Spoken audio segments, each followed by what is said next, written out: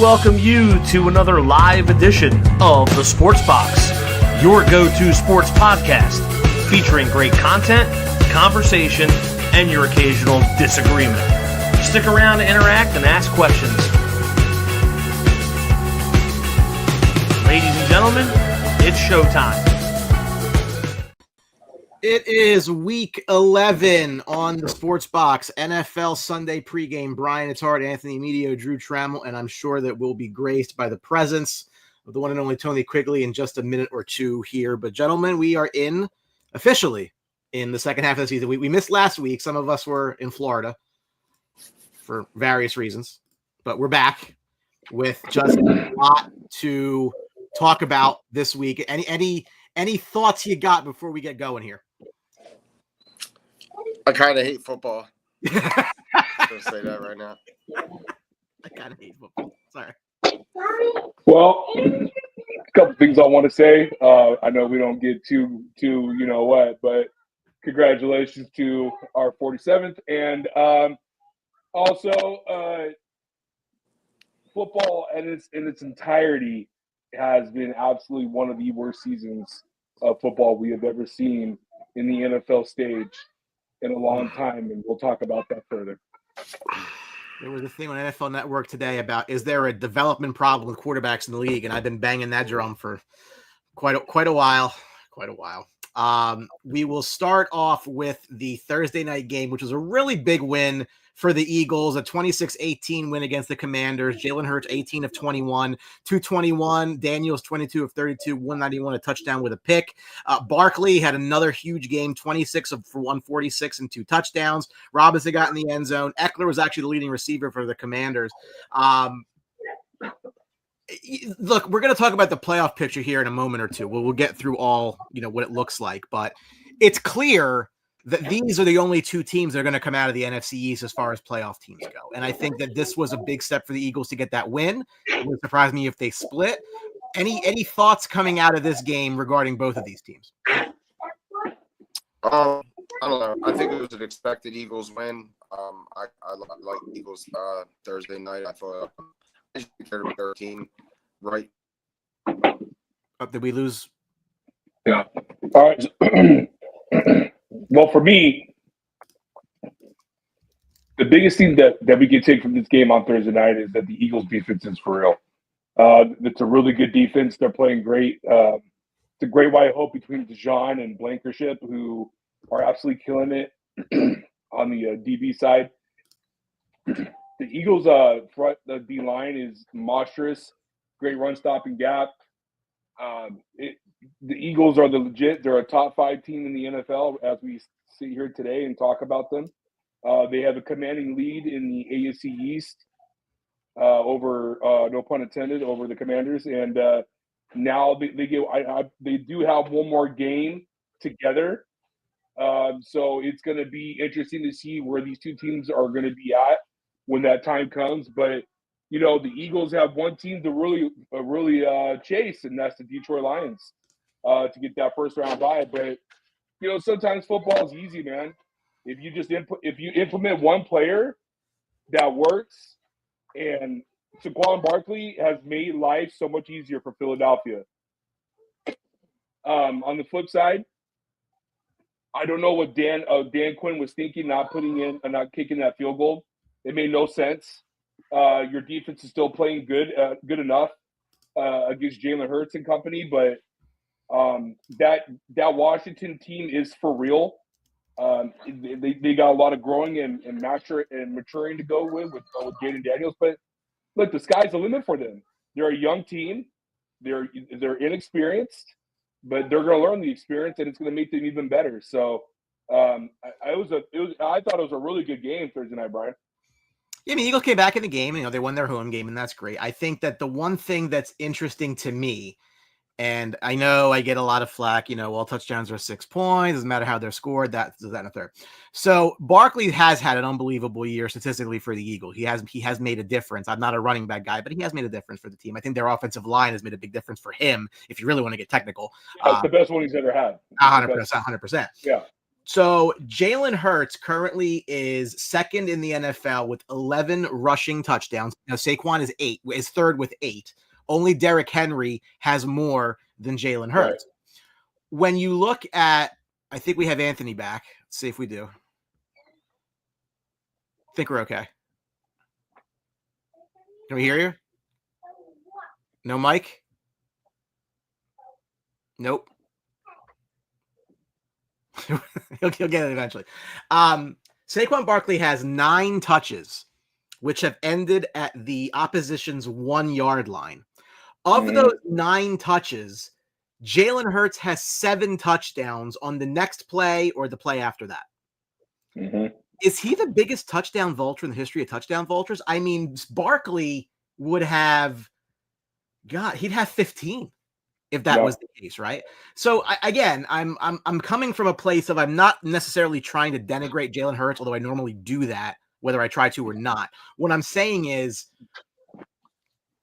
he's always been this fantasy darling to me because of the rushing touchdowns, but these are literally him getting pushed into the end zone at the end, vulturing touchdowns from Barkley. Like, I feel as though he gets this credit because, again, I'm a big believer in that fantasy football changes the way people view real football, and they assume that production means you're good. I get all that argument. But, like, because he has these 11 touchdowns, 7 of which came primarily because of Saquon Barkley, he is thought of in a different stratosphere that maybe he deserves to be thought of. Am I kind of making myself clear on that? Yeah. I think what you're saying is true. The stat line is staggering, right? What you just said about Saquon Barkley. He would be easily leading the league probably in touchdowns, in goal line carries, et cetera, right? That's why they brought them there. But at the end of the day, I mean, it's plain and simple, right, Brian? I mean, we want to score to win.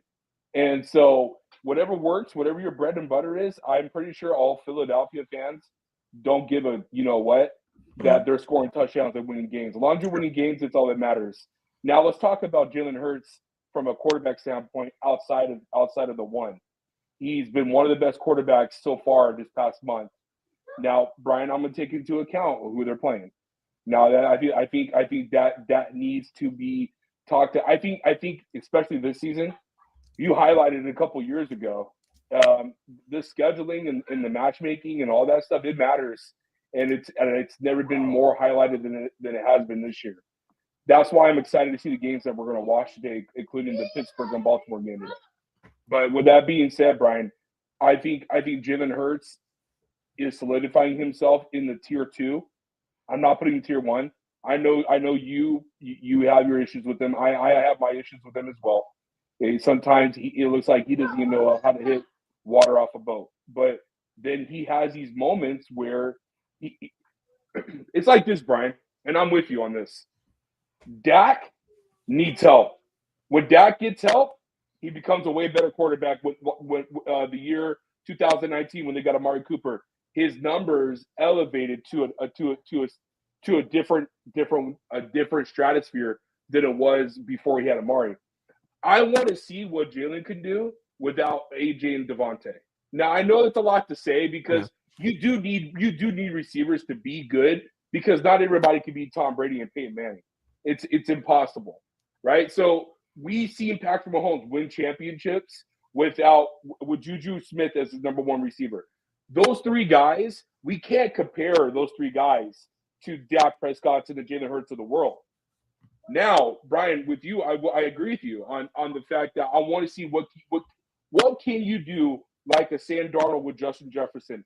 What can you do with one guy? We've seen it, but I want to see what you can do. There's no argument to be made that the Philadelphia Eagles offense is absolutely loaded. Dallas Goedert's a very underrated tight end. When he's healthy, he's one of the best. Devontae Smith, A.J. Brown. A.J. Brown might be a top 5 receiver in the game today. A lot of people don't talk about him because he's injury risk. So is Devontae.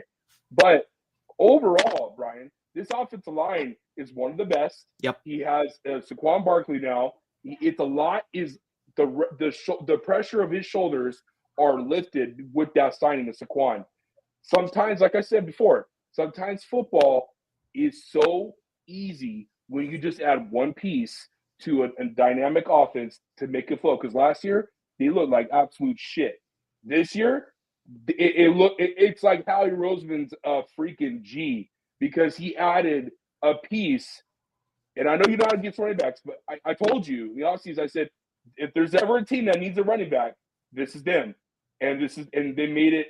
They are proving the naysayers wrong, because with what they have, a running back changes your offense like Saquon Barkley has with Philadelphia. Got to give Howie Roseman his credit and his flowers.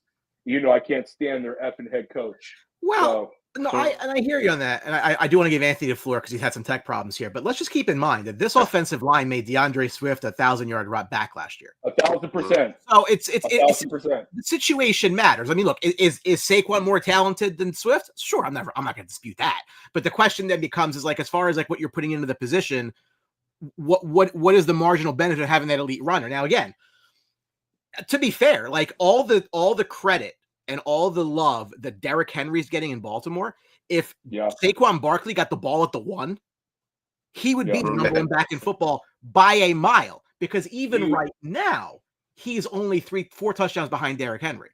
He's right there with you. He actually is more yards. Well, again, we haven't played today. My point is that the way we're talking about Derrick Henry is we'd be talking more about Saquon, even though it would be a different stratosphere. And I do think the offensive line has played a huge role in that, for sure. Yeah, agreed. Real quick. I want to give a shout out to our friend Chris Fallon. I ain't keeping it real, bro. Happy birthday to our boy Chris Fallon. Longtime fan of the network. He's been a big supporter. He's waiting for Quiggy to come on and keep it real. He's running late today. That's all right. I just want to recognize Chris for very, very happy birthday. Make it a great day today, Chris. Your team can't lose for you today. Brian. Man, he's just having issues. I got to message him. He's really having.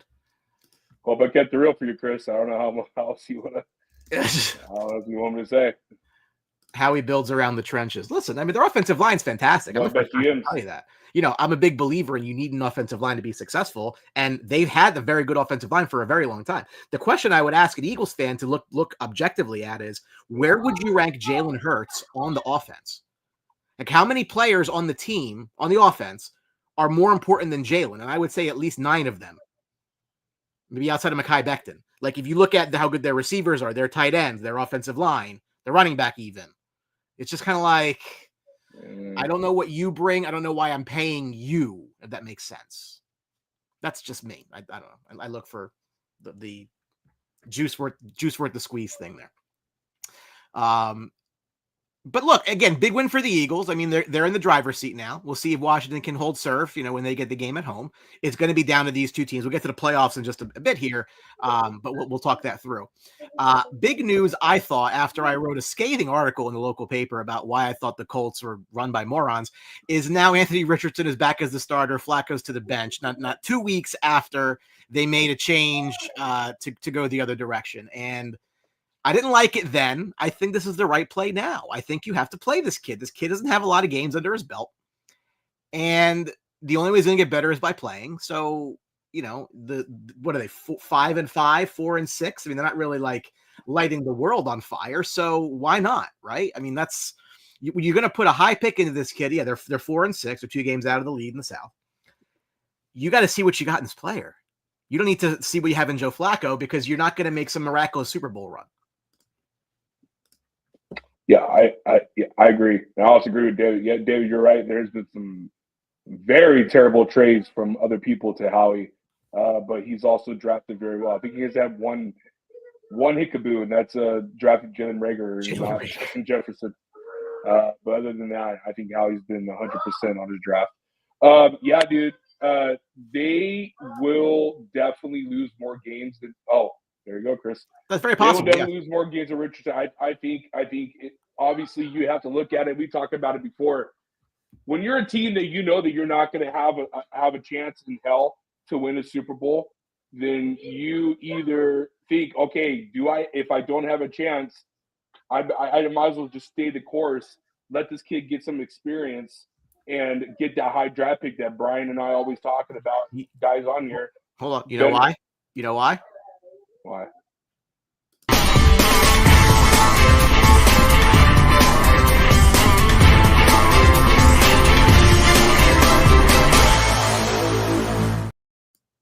Colts. 1,000%. 1,000%. I agree. That's Yeah, what dude. So the Colts should be doing. yeah, I agree, man. So yeah, it's definitely true that that should be happening more.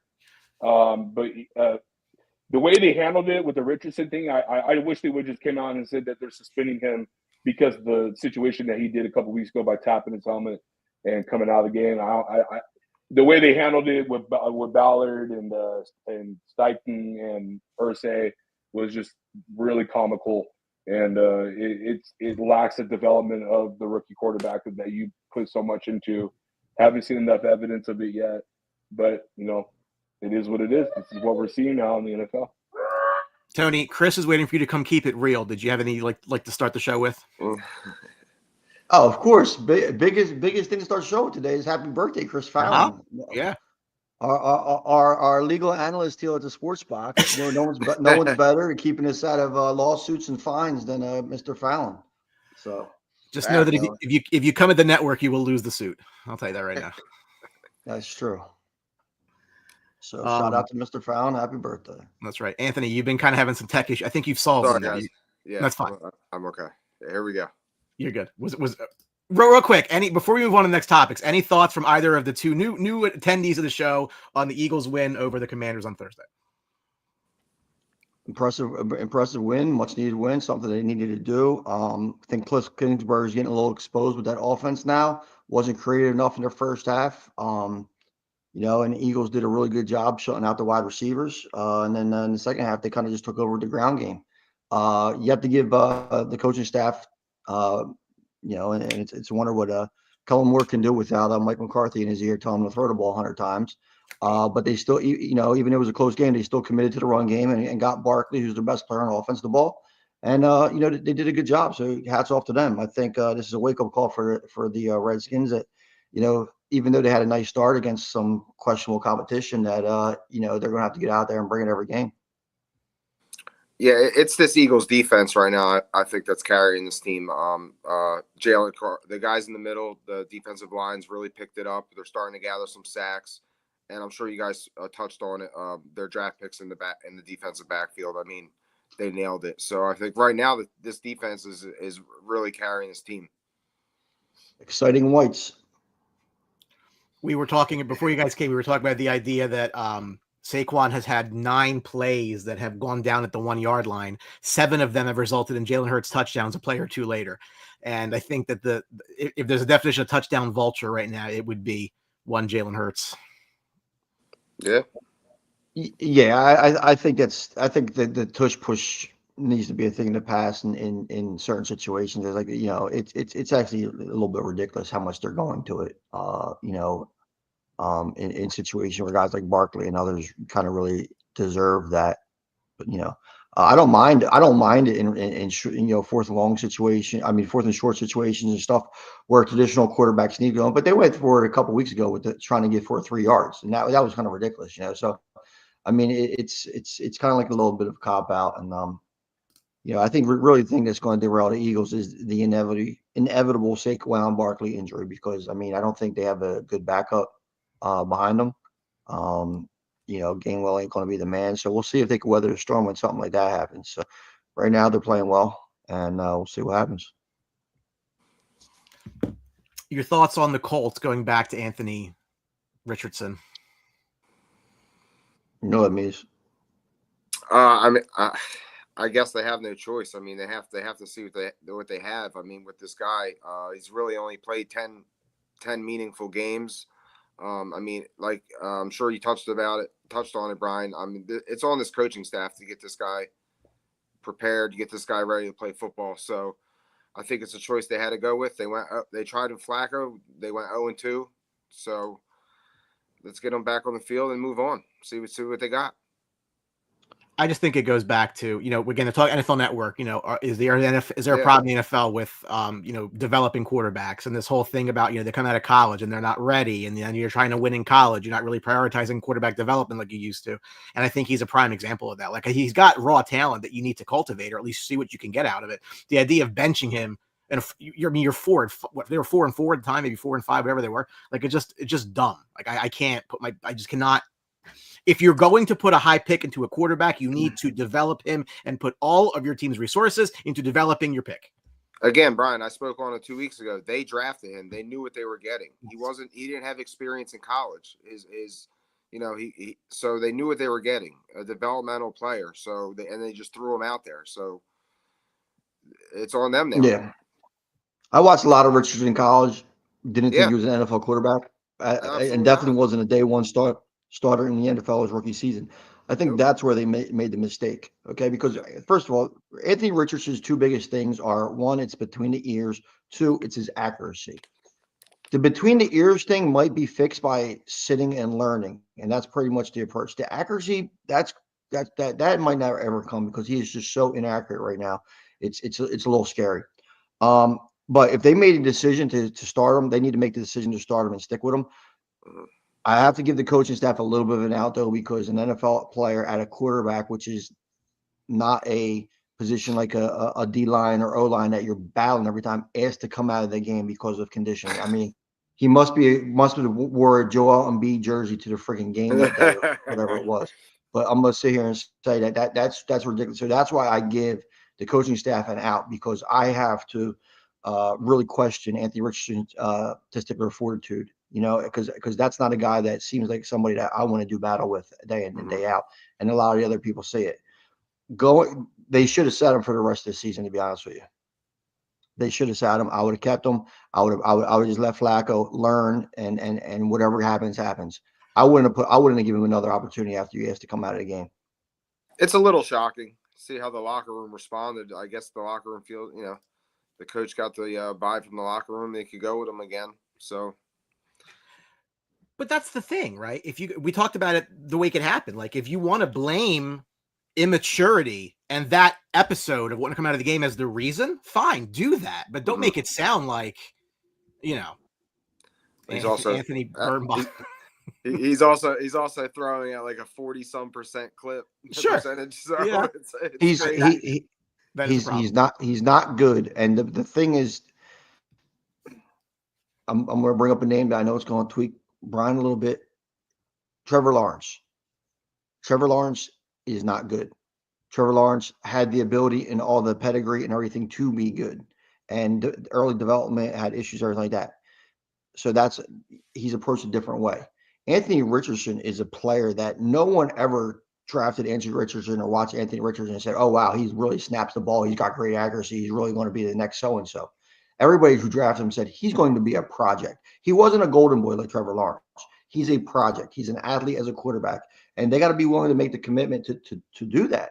I think they did a really decent job with some of the draft picks, some of the talent around them. Johnny Salem Taylor, Josh Downs has been a nice pickup.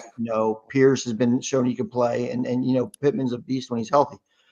Everything's around him. So now it's on him. And I think that's what's the most frustrating part about the staff, is that you can't take a project like that with a team that's already ready, and has some solid pieces around them, and expect them to go and do something like Jalen Daniels is doing. Jalen Daniels had a similar projection in college too, but Jalen Daniels was much better in college throwing the football. I mean, he just you could see the release, just much better than Anthony Richardson, just completely different style quarterback, and to throw him out there and with expectation that he was going to come light the NFL on fire, I think was a big mistake. They've been patchworking it for a while. They had Drew's boy, Phillip Rivers, in there. They had Carson Wentz in there. I mean, they had a bunch of guys that they had Matt Ryan in there. Like, they've tried to do it, and then they go this other direction, but they treat it the same way. And it's like, that's not going to work. Well, listen, if you're going to go with a guy like Anthony Richardson, I know it's a different draft, but how about like a Bo Nix type of player in that mold, an Anthony Penix type of player? Guys have had experience that can step in. Yeah, and the reason why they went with all those other afterthought is quarterback, Rivers, Ryan, so on. They had a team around them, Quentin Nelson, that defense. I mean, they had like the parts that they were like, listen, we're just a quarterback shot, so let's throw Rivers out there. So let's take that out there, and as an aspect. Jaden Daniels went for longer, but he had more experience. But no, he didn't have the playing time. And Jaden Daniels was not an elite quarterback until his last year at LSU. I mean, that's just because you sit there. I mean, yeah, it doesn't mean you're playing and had any experience. But I think in Daniel's case too, I think we have to be a little bit like it works both ways, right? Like you can't say that Bryce Young is a bust yet. He just hasn't had the opportunity, and he had a very high pick. Like the same way that you can't say, oh, well, then Daniels is unbelievable. I mean, like you can say he's playing above expectations now, but it's both sides of the barbell. Don't crown him and don't bust him that early. To me, I think it's just not. Well, yeah, but that's what they've been doing. I mean, how many I quarterbacks understand. do you see get thrown out? Guys like Zach Wilson, who are extremely inexperienced, the youngest player in their draft, got a little bit of opportunity and gone. I mean, and it's tough. I mean, when you look like, I think one of the things though, like go back to Kyler Murray with Cliff Kingsbury, came out, and everybody's like, wow, okay. And the next thing you know, people started catching up to him. The creativity wasn't there. They kept doing the same things week in and week out. And Murray's having a nice bounce back season without Kingsbury there, but. I think Jaden Daniels is getting a hit with a little bit of that as well. So it's going to be on the coaching staff to develop these young guys. I don't think they're doing a good job at all. Drew, last thoughts?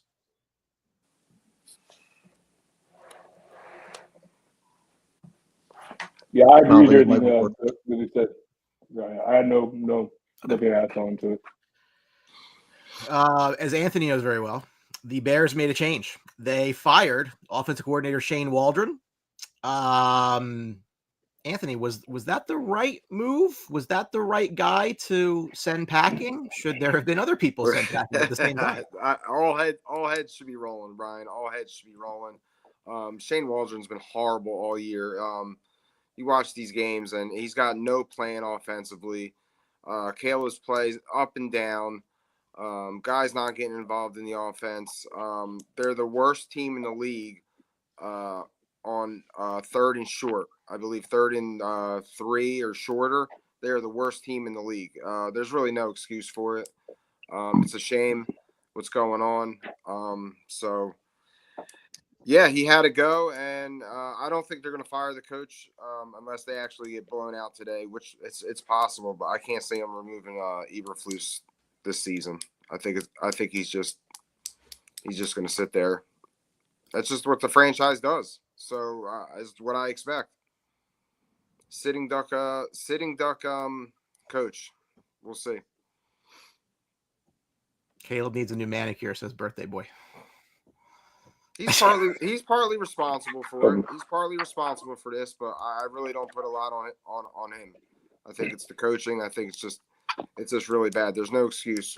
Guys cannot get open in the offense. DJ Moore, I mean, can't get open. They're not clicking. Cole Kmet hasn't seen a pass in 3 games, so it's a disaster.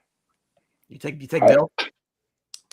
I'm sorry. I think half the teams in the league are prepared for Belichick next year already. Yeah, I was gonna say they got to pair Caleb Williams up with an offensive guy. They have to get off this defensive coach's mind, and they got to get with the program. He has to link up with an offensive guy. There's guys that are going to be there. There's guys that are going to be there. Ben Johnson, the O coordinator from the Rams. I mean, there's going to be young guys available that possibly could do the job.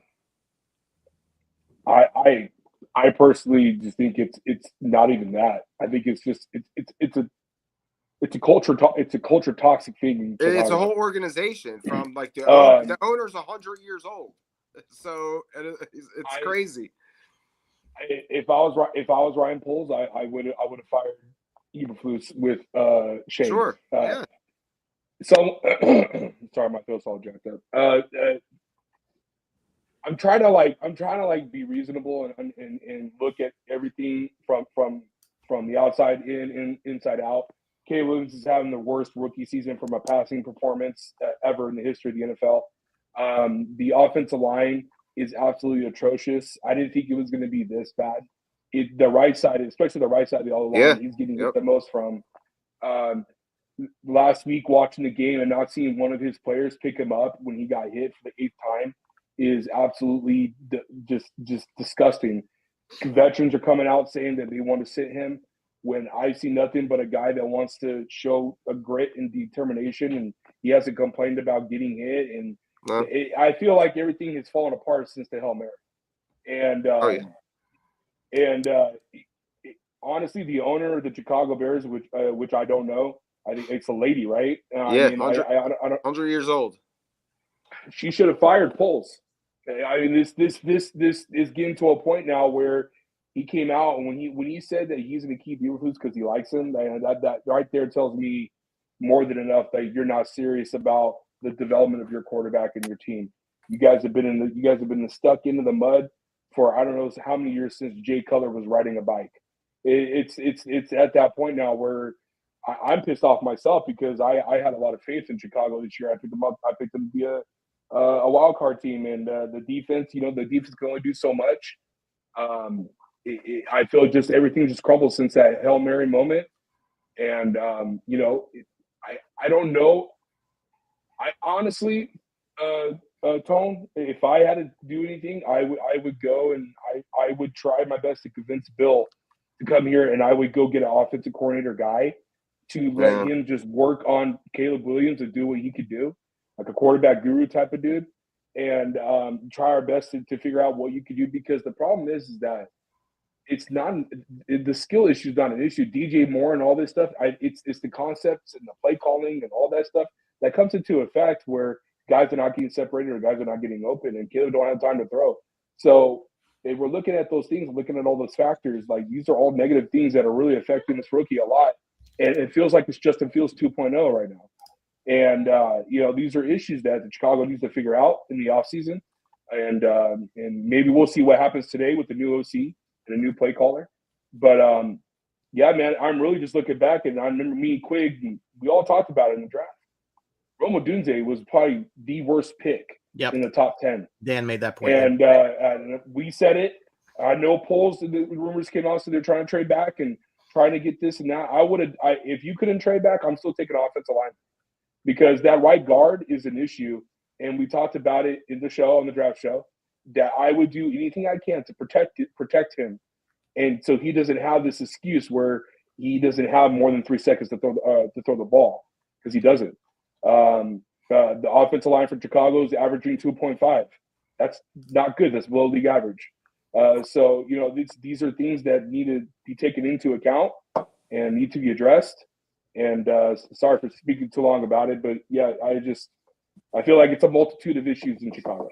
No, listen, when you have DJ Moore, right, and you brought in Keenan Allen, who, health aside, would be a fine number 2.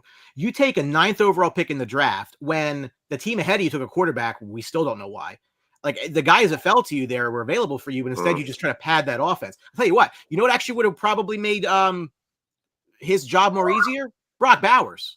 Because now you can run 2 receivers and 2 tight ends. You can run, 12 personnel, and you don't know what's going on, right? Like, Odunze was such a luxury pick that I don't think they had the luxury to make at that time. Yeah, I don't know who they pick. I don't really know. I mean, obviously we agree that Odunze wasn't the pick. I mean, the receiver isn't. So after Odunze, McCarthy went 10, Olu Fashanu went 11, Nix 12, Bowers 13, Talise Fuaga 14, Laiatu Latu 15, Byron Murphy, Dallas Turner, Amaris Mims to the Bengals at 18. Every single person you've been naming would be better picked than Roman Duze. Jared Verse, who's like killing it with the Rams. Yep. Troy Fautanu, Chop Robinson, Quinion Mitchell, Brian Thomas. You can keep going. I'm just saying. So, here's the thing, right, guys? How about trade back and get Brian Thomas, right, or whatever? You could have got really creative and everything like that. There's so much that you could have did there besides draft a wide receiver that wasn't needed. I think one of the things, though, Caleb Williams and Drew probably watched him a lot at USC, being on the West Coast. I don't know about you, and Brian, but his style of play doesn't really always work in the NFL. Holding the ball a long time, he doesn't play well within the structure of an offense. He isn't 3-step, 5-step, drop back, let it fly. He's let me make some moves and hold the ball a little bit and try to make the spectacular play. And it's like it's a highlight film. But then it's the stuff that actually wins you NFL football games. 1, 2, 3, throw, blah blah blah, throw. Knowing where to do it, pre-read offense, everything like that. He doesn't do that well. there's That going to can be be some red fixed. flags. And I don't know right now if he has the ability to turn it on unless he could work in better when it confines to the offense. The damned offensive line issues or anything else. I think that's the biggest key for this Bears team is can he actually become a more NFL style quarterback? That's where coaching comes in play. That's where you have to get a guy not like Andy Reid and Patrick Mahomes. Patrick Mahomes came in the league. It was the same thing. Big arm, ran around, didn't get the ball out of his hands.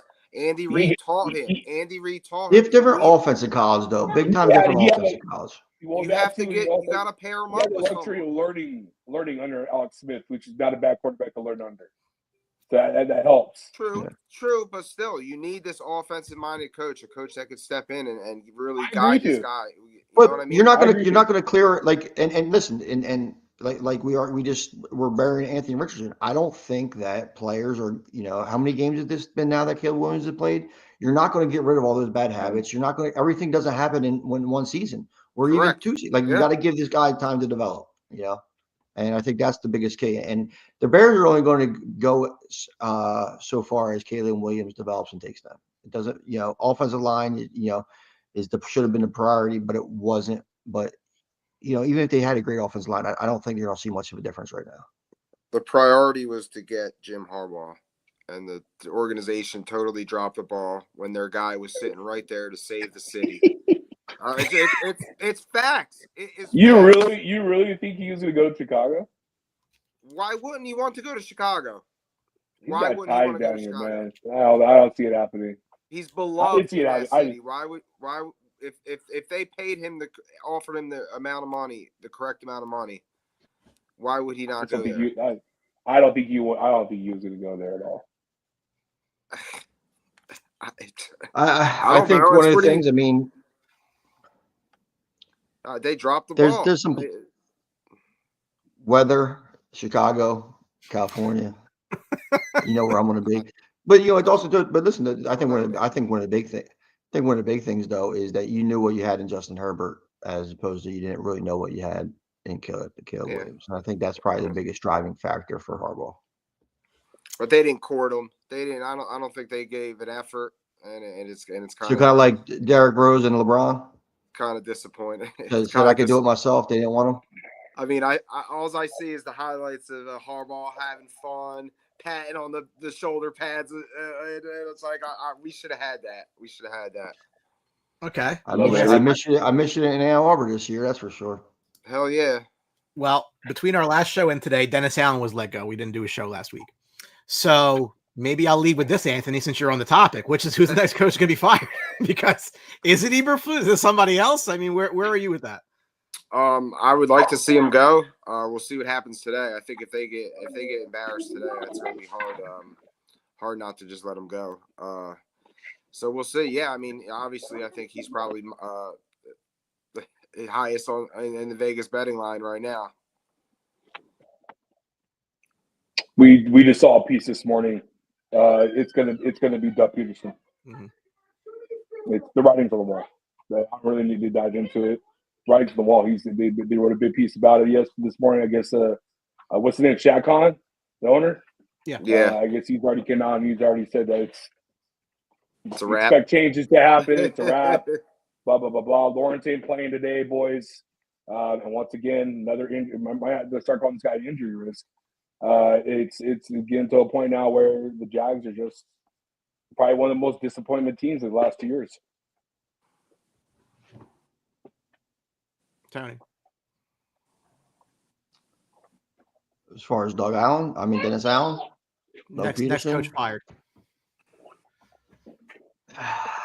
Mike McCarthy. Let's go. Let's do it. Let's get embarrassed on Monday night and get rid of him. You are so good at giving me segues because I'm going to go to you on this one. Hey, season's over. That's okay. That's fine. Get a high pick. Shame I can't go using a quarterback. Different discussion. Is this fixable for next year? Or are we on the precipice now of just not good? Period time. Absolutely, it's fixable. I mean, if you look at Washington with a record, one a couple changes. I mean, it's absolutely fixable. Yeah, I mean, you see the teams. NFL is definitely a league where you can actually bounce back really quick and get to some respectability with if a few things fall in line perfectly for you. Obviously, as Anthony knows, sometimes when you get a first pick, it struggles. Then you got to do it again, and it doesn't always quick. But when you hit on that pick, things Yeah. get very quick, very fast. Listen, no one predicted that Zach Martin was going to be awful this year. That kind of shocked everybody. No one could predict the injuries. That kind of shocked everybody. One things that could be predicting is Mike McCarthy just wanted to throw the ball 900 times. The O-line wasn't going to be very good in run blocking. That was going to be predictable. The other stuff, with the injuries and poor performance by, some of the guys that should be, that's not predictable. So it is very fixable. I mean, you got to get some right pieces in, you got to get healthy, and no one's running away with anything in the NFC. And I think so. I think that's a big help. But 2025, I mean, there should be some sort of layer of optimism. My fear is that they overcorrect and they're going to use a top 10 pick on the Boise State running back. Never Yeah, happened. Never happened. No one needs. Hey, it won't happen. It's not going to happen. Yeah, no one needs to hit the draft more than the Cowboys because when you got 3 players making all that money, I mean, you really need to hit on these draft picks. They have been. They've been crushing you're the right. draft. Yeah. No, Which is for more times than not, they what they need to do is the one thing that you need to prove is like depth, right? I mean, because like you can't see like in the last 10 years, this team's been quarterbacked by Dak Prescott and Tony Romo, both late round picks. Look around the NFL at the other teams. Even the retreads, Baker won, Sam Darnold, I mean, these guys were all high draft picks. You got Purdy out there. You got, I think Kirk Cousins was a 3rd round pick out of Michigan State. 4th, I think. 4th round pick. There you go. So the NFL isn't littered with all these late round picks, and they hit on 2 of them. So you got to give them credit for that. They've actually been hitting on their, Overstream is phenomenal. Deron Bland, Diggs. I mean, you could go on and on. With some of the more hits than misses in the top half of the draft. The bottom half of the draft is where they really got to get it going. Hurts in the 2nd round doesn't count. A high 2nd round pick is not like some miracle. It's a big difference between that and the 4th round, 5th round picks. But that's what I'm saying. So you got to look at it like that, and I think that they can with some help. Once again, Zach Martin's going to be gone, as Micah Parsons pointed out. Lovely called out Mike McCarthy. I loved hearing all of that, which is beautiful. Because he wasn't wrong, I think that's the thing.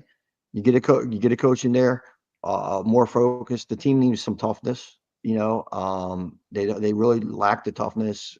Zimmer shouldn't have been brought back for the scheme either. But that's what you give Mike McCarthy. Like Parcells, you give him his ability to get his own agreements, and he wanted Zimmer back, and it's just a different style of defense right now that it's going to be hit and miss. So, it's very correctable, but it has to start at removing Mike McCarthy. Thoughts from the non-Cowboys fan?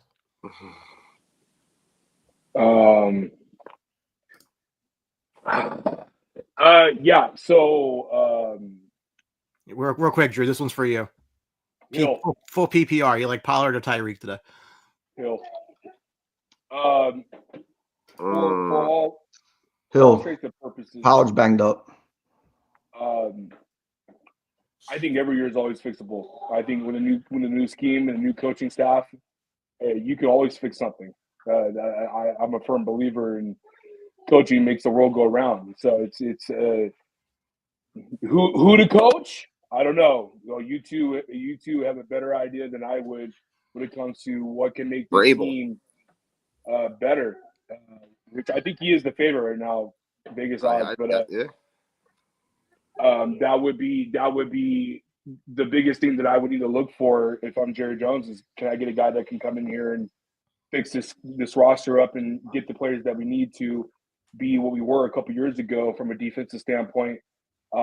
There's still a ton of talent on this team. We cannot deny that. I think if you could find a cheap option at number 2 receiver, could help out and pay amends like no other, because Dak Dak needs those guys to be committable and all that Wait, stuff. Jonathan Mingo's not going to be that guy?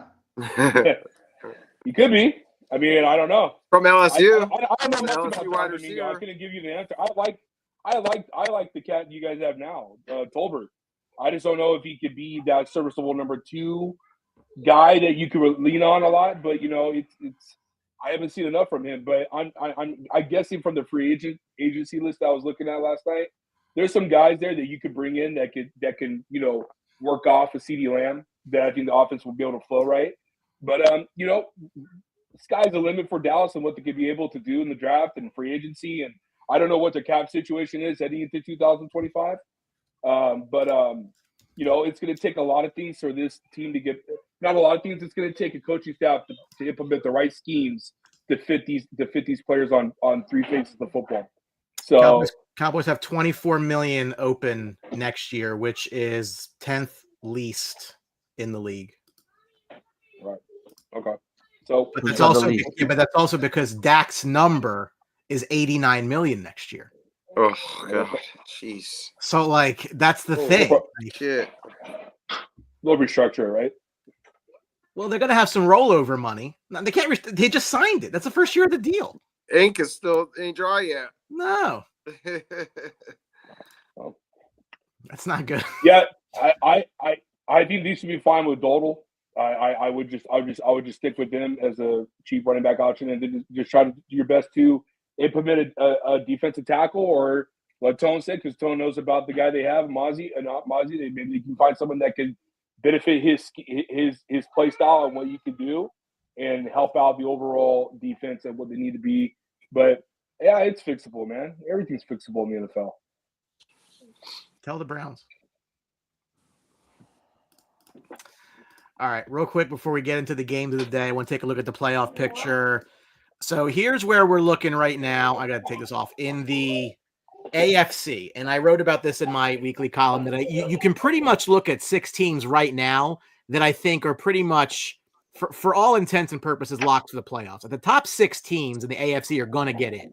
And it sure seems like it's going to come down to Denver, Indy, and the Bengals for that 7th spot. Drew, you're shaking your head. I just don't want the bad juju. It's fine. Don't give me the bad juju. You're okay. You're in good hands. Yeah. The bad juju. But do you agree that we can pretty much everybody 10 and under, we can just cut right now? Yeah, I think so. Miami? I don't see it. I don't see it. They look good. They haven't really stepped up like they were supposed to step up the last couple of weeks with Tua back. So I mean, you're thinking you're just supposed to have a big win today. It's tough. I mean, even honestly, the Jets. I think you could cut down from 5 and under, to be honest. Unless throw Cincinnati and some Joe Burrow magic. Well, I'm not a believer in Pittsburgh. But they're going to get in the playoffs.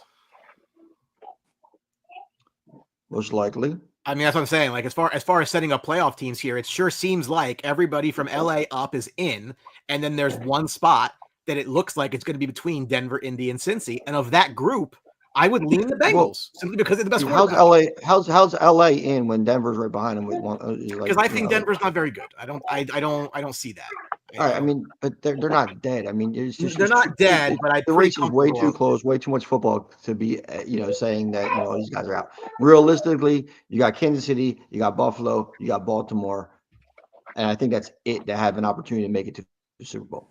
It's going to be one of those 3 teams in the Super Bowl. Okay, I'll take those 3 teams. You have the field, Brian. What do you want to put on it? No, I don't disagree with you. I'm saying like just getting in. Well, listen. Getting in sometimes is counterproductive, isn't it? Yes, it is. Yes, it is. Guess what? The Colts getting in is counterproductive. Yes, absolutely. Yes, absolutely, exactly. 100%. There's no tanking in football, but I'll tell you this. I mean, there's some wins that hurt, right? Yeah. This Denver team, if Denver pulls out and can get a win today against a good Falcons team, I think that gives them a lot of momentum, and I think a lot of people are going to be looking at Denver. They have a solid defense. Bo Nix is playing really well. Again, an offensive guy, Sean Payton, with a young quarterback playing well. So Yeah, I mean, look out for this Denver team. I mean, I think this is going to be a good game today. They're only favored by 1.5 at home against this Falcons team, but I think if they win this game, I think you really got to pay attention to them. Yeah, just my quick thoughts on it, real quick. Yeah, I'm with Ant. Yeah, Denver's defense, I think, is playing better than Bo Nix, but Bo Nix is playing good football for what is being asked of him. He's actually making Cortland Sutton relevant, which he hasn't been in a couple years. So it's actually nice. Even that backfield with Devontae Williams, he hasn't really returned to the guy that he was 3 years ago before he tore his ACL. I estimate is now I think he's getting the heavy workload now, which is a big time workhorse, 3-man workhorse over there at Denver, which I love.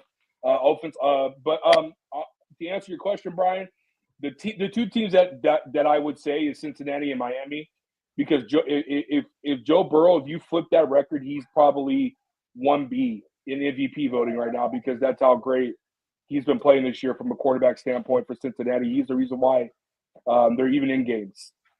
Denver should have won last week. Unfortunately, their left side of that guy don't know how to block. Kansas should have a loss, but that's why you play till the whistle blows. But yeah, I think I'm with Quig. I'm with all 7.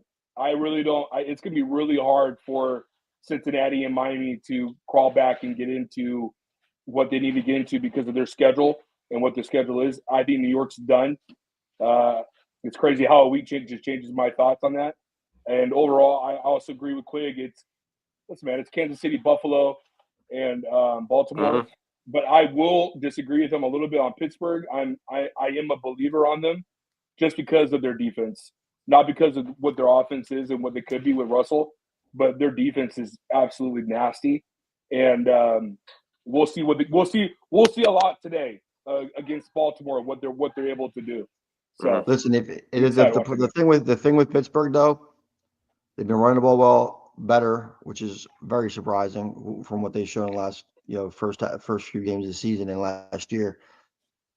How many times is George Pickens going to bail out Russell Wilson though? And when you're talking about a team, if you're talking about Pittsburgh's going to carry this team in defense, at the end of the day, it's going to be a Lamar Jackson matchup. It's going to be a Josh Allen matchup, and it's going to be a Patrick Mahomes matchup against that team. And that's a big decider and advantage for those teams versus Russell Wilson. Like you talk about Denver, Pittsburgh is definitely a team that could get caught by Denver in the playoffs. If they wind up as a matchup, I could see Denver beating that team. Yeah, sure. Bo Nix makes one more play or however they shape it, and the same thing with Houston. I think Denver can topple Houston, because it's just a different team. But I think Pittsburgh is a team that could be very susceptible to beating. The defense is going to carry them so far. I just don't have faith in Russell Wilson to make the plays over the other guys that are on the field. I also don't have faith in Arthur Smith. I think it's more of an Arthur Smith issue for me than a Russell Wilson issue, because we got to remember something. Russell Wilson's bread and butter, we talked about it before, is play action. And that's going to benefit them with Najee Harris, who's having a pretty good, like you said, last month, being productive and running the ball.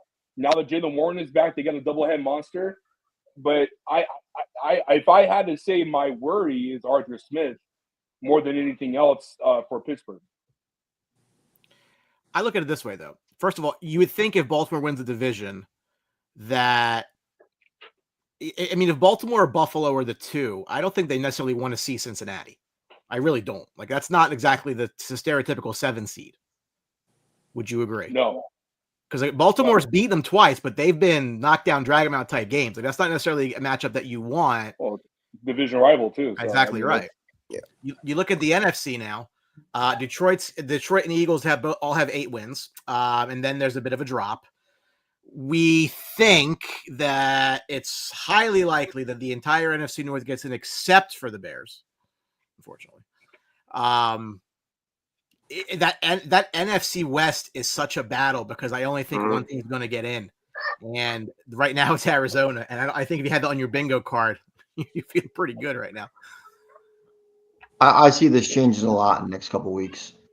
I think there's we talked about AFC. I think this division, right, this layout right here, way too many teams, way too much football to be played to actually have anything. I mean, Tampa down there at 4-6, Seattle 4-5, Rams 4. I mean, it's just way too much. I think I think the longer the season goes, the cream of the crop is going to appear.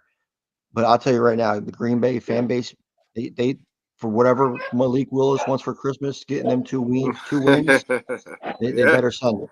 Because I mean, right now, I mean, if you step up, I mean, you're looking at a team, 4-5 instead of 6-3, and they're still in the hunt. So, I mean, with a team like Detroit and Minnesota where they're at, I mean, they really owe Malik Willis a grand Christmas present. It's really like, again, you don't know what to expect from Atlanta in the playoffs with a home game if they get it. Arizona if they get it. Again, Minnesota will probably be on the road. I mean, it looks like the 5-6 is probably good. Well, I mean, really, you don't know. Washington's got 7 wins, right? So Washington's currently played 2 more games than the Packers because they haven't had their bye week yet. But it's going to get tight. I mean, I think there's a gap between Detroit and Philadelphia personally, offensively especially. Not defensively though. Defensively, it's close, but I think, again, a lot of the Eagles defensively, I think they've played a lot of bad teams, which, again, he plays on your schedule. I'm not saying you shouldn't, but I need to see them against a little more of a potent offense.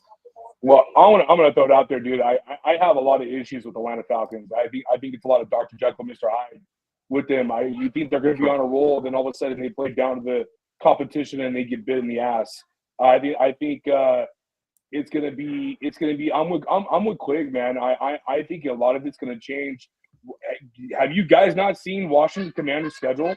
It's disgusting. It's not going to be easy. I wouldn't be shocked to see San Francisco flip them over and get into the 7th seed and have Washington be on the way out. Also, I think Minnesota, Sam Darnold's looking like he's coming back to earth. He hasn't been playing good football in the last 5 weeks. And thank God for Brian Flores' defense because Minnesota hasn't been playing good either. And so that's another team to look out for that could come in. And obviously, we already talked about it a couple of weeks ago. We were all over the Rams. Now they just that was a tough I don't know loss. What the hell happened? The Dolphins. Dolphins game was the Dolphins. Just shocked the world, and that's a game they needed to win to stay afloat. I thank God for the really weird game. Yeah, it was. It's really Brian. Have they played Arizona yet? Who, the Niners? The Rams. I don't know. Let's find out. Well, you figured they play the Patriots today. They should win this game today. The Rams the Rams lost 41-10 week 2 at Arizona. They get Arizona again week 17. Oh, wow. At home. And you still got San Francisco. Did San Francisco beat Arizona? I think they did, right? Well, let me go to Arizona's schedule. I just want to know the head-to-head. That's why. Yeah. I actually think, the Rams beat the Niners. I know that. I know the Rams beat the Niners. Schedule for Arizona. They beat the 49ers in San Francisco by 1 point. Jeez. Yeah, I don't know. That's tough, man. Arizona might be able to get in as a Listen to this. Their last this is the schedule remaining for the Cardinals. They got a bye today. They go to Seattle. Yep. Winnable game. They go to Minnesota. Winnable game. They host Seattle. Ooh. And now listen to this last 4. They host the Patriots. They go to Carolina. They go to the Rams. Okay. And they got the Niners at home. So they absolutely control their own destiny. Amazing. They got 4 games left in the division and winnable games outside of it. After this bye week, these next 2 weeks are going to be very interesting. Yeah. Losable games too, though, to be honest with you. Sure. I don't think the Cardinals are at the point where they have the ability to say where we're writing them in for a win against any team except maybe Carolina. And that's just true. I just think they're a little bit mistake prone. Marvin Harrison shows up when he wants to. Kyler Murray still is going to run around and make some goofy stuff happen. And sometimes it's going to be a great play and sometimes it's going to be awful. Their commitment to the running and James Conner and Trey Benson and that's really been the they're change. physical. And you seen that last year too. You seen that last year, what happened Second half. with the commitment to the run and everything like that. And they've been really impressive as a power team. But I still think that they're mistake prone and injury prone where they could be beaten by any of the teams that we just mentioned outside of maybe Carolina. So I just think that it's still a lot to wait to be seen because they're not running through anybody. They might have it where they're hitting on all cylinders every now and then. I think Harrison, was it the San Francisco game where he went for like $120 and a touch in the first half and then didn't have another catch? Or, I believe it's so. very so it's like they're really a mercurial team. I think that's the best way to look at it. But if they commit to run game and what benefits them though is their offense. I feel like was very overlooked because they got a really stout offense. So with Trey McBride, who actually has been a serviceable tight end this year, and MHJ, who the last 2 weeks has had 2 touchdowns, he's had over 12 catches, so he's being consistent. And they had the 3-headed monster, which you already alluded to. But Connor's been running with a purpose this year. I agree with you. I think the only game that I see it's winnable for them is Carolina. That Minnesota-Seattle game 2 weeks, 2 times in the next 3 weeks is going to be really tough, especially after playing Minnesota the second week of their 3 games ahead of them. That's going to be a tough 3-game stretch. And let's not overcomplicate things, right? A lot of times in these divisions that are close, the division teams split. So if they already beat 49ers, they're probably going to lose them again. They already beat, whoever we talked about, the other the Rams, they might lose. They're probably going to lose again to them. So I mean, that's what happens more time than not. It seems. And 1 game against Seattle. And 2 against Seattle still. Yeah. So as I say, so add 3 losses to their schedule, and the rest wins, and there you go. I agree. We'll get to the games today, starting off at Soldier Field in Chicago as the Green Bay Packers 6-3 take on the 4-5 Bears. Green Bay's laying 6, 40.5 is the number. Green Bay's allowed the fewest sacks in the league, and their starting quarterbacks are 14-2 at Soldier Field since 2009. The Bears lead the NFL with 14 different players having 1 sack. I talked to our friend Stu Feiner about this game. Wanted to get his take. The Bears are going to be a much improved team this year. No 2 ways about it. Yes. But the Packers are going to blow them the fuck out like they do. Doesn't matter. Aaron Rodgers, no Aaron Rodgers. Doesn't matter. All Packers, all day. Fuck the Bears. Fuck Chicago. Fuck you. It's Green Bay fucking Packers. That's hurtful, Stu. Fucking Packers. Anthony, any retort to Stu? That sums it up right there, Brian. That sums it up right there. I mean, this is a loss today. This team, I'm with you. I'm down to lose every game this year and take it from there, blow it all up. They have a ridiculous schedule. I don't see them winning. Maybe 1 game, maybe they could pull one out. But this is a loss today. Packers grab the -6. Josh Jacobs, big day. Give me Josh Jacobs over 70 yards. Give me anytime touchdown. But it's painful right now. The Bears do not have a game the rest of the way with a team below 500. Yes. Unless Correct. Seattle's below 500. It's Green Bay, Minnesota at home, at Detroit, at San Francisco, at Minnesota, Detroit at home, Seahawks at home, at Lambeau. Yes. That's not a good mix. No, and we have to play on Thanksgiving, so it's going to be. You're going to have nothing. You're going to be just not even hungry. It's just going to be another embarrassment on national TV. Everyone has to witness the collapse. Well, join the club of meeting. It's of Giants being sick on Cowboys. Thanksgiving many years. So yep, lost today, Brian. I'm probably going to be saying that for the rest of the season.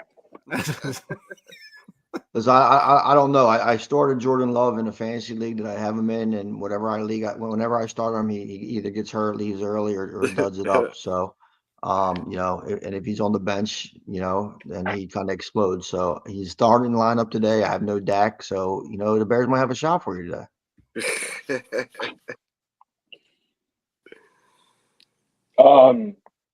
Yeah, I got Packers winning this game today.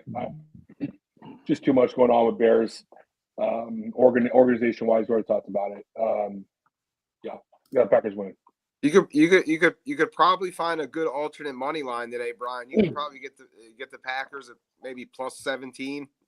you grab that because it can roll downhill quickly. Is it still called Rogers Field, or we're not? They gave that up.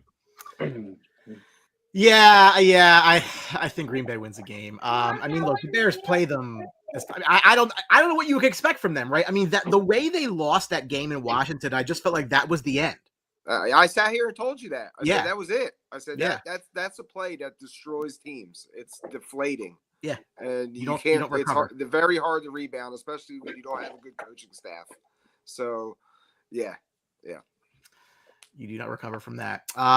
Doug Peterson might be looking for a job as of later today when his 2-8 Jaguars visit the 8-1 Detroit Lions, who are laying 2 touchdowns.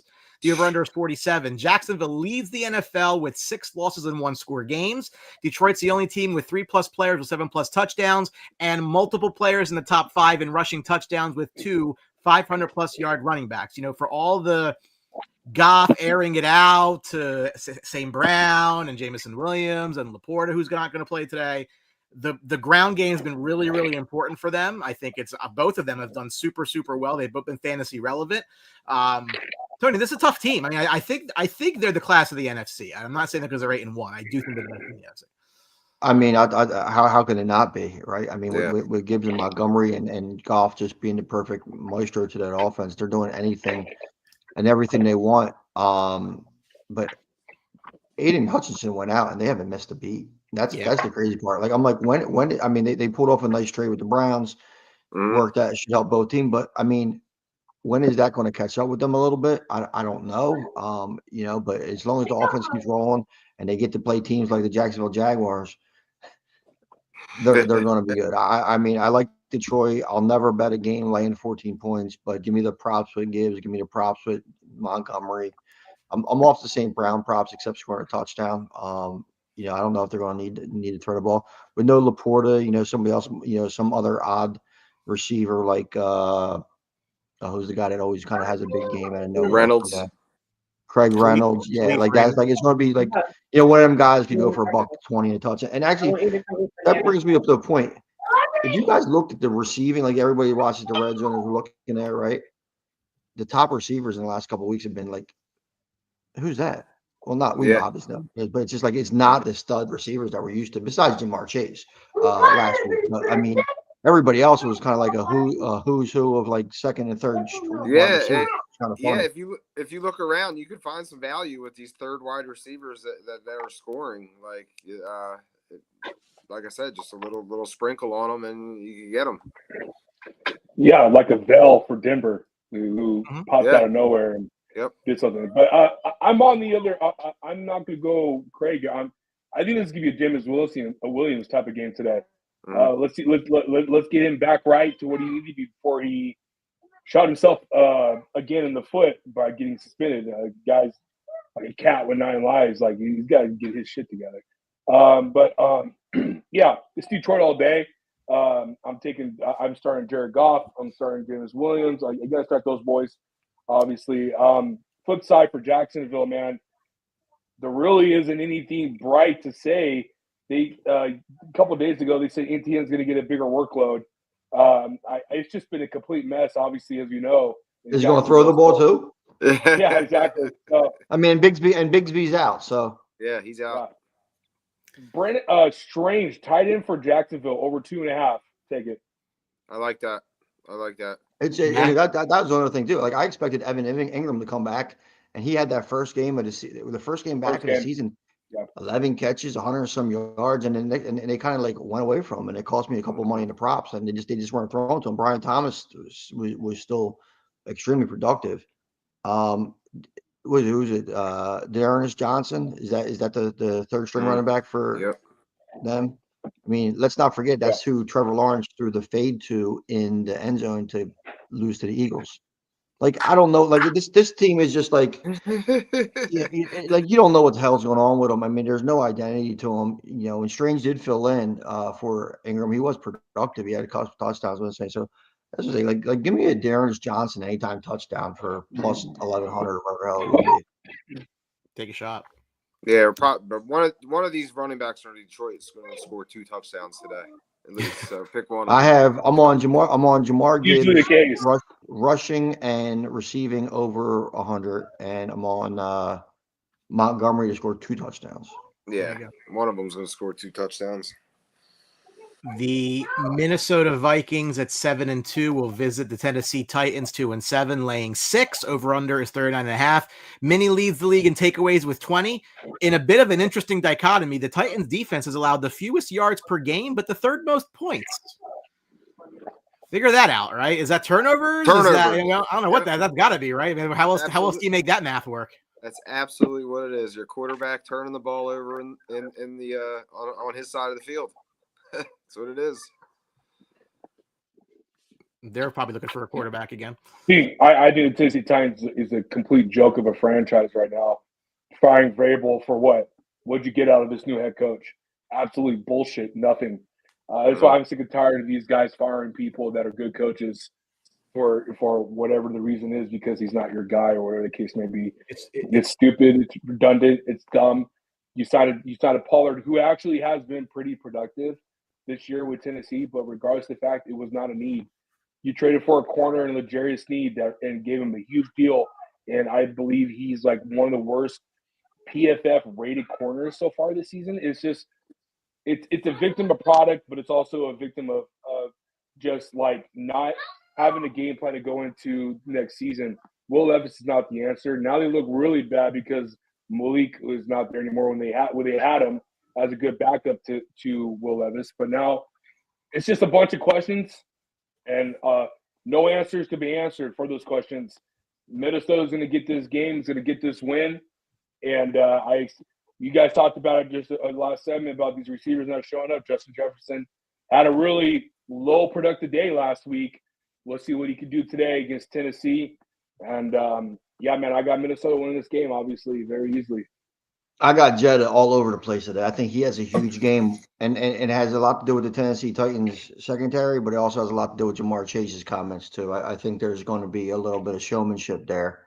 I think, the big game Chase had last week, they kind of went back and forth. I think Jamar Chase, if I seen it right, wore a shirt kind of calling out Jetta. So I think that's going to happen, and it's just a perfect storm to it. Aaron Jones a little bit banged up in this game. Got to kind of watch his health for fantasy purposes, but he's expected to play. Give me Minnesota. I'll lay this 6.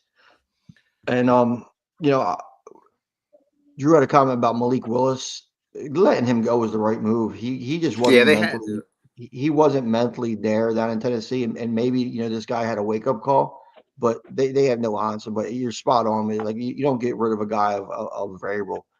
Anything that Vrabel brings you. It's toughness, it's dependability, it's the stuff that you guys want to see your head coach.